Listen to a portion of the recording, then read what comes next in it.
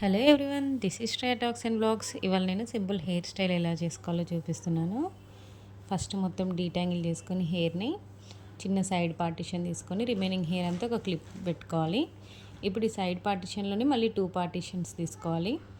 2 పార్టిషన్స్లో బ్యాక్ది మళ్ళీ మనం ఇందాక పెట్టుకున్న క్లిప్లోకి పెట్టేసుకొని ఈ ఫ్రంట్ది డీటాంగిల్ చేసుకొని చిన్న చిన్నగా ఒక స్ట్రాండ్ తీసుకుంటూ అలా కలుపుకుంటూ వెళ్ళిపోయాక మిగతా ఇంకా రిమైనింగ్ ఉంది కదా సైడ్ పార్టిషన్లో, అది కూడా సేమ్ దీనిలాగానే హెయిర్ చేసుకున్న తర్వాత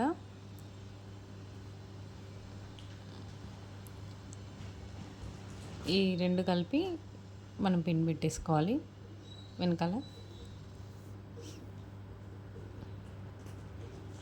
ఏ డ్రెస్కైనా బాగుంటుంది, like frocks, crop tops, saris, half saris, ఏ ట్రెడిషనల్ అట్టర్కైనా ఈ హెయిర్ స్టైల్ అనేది బాగా సెట్ అవుతుంది.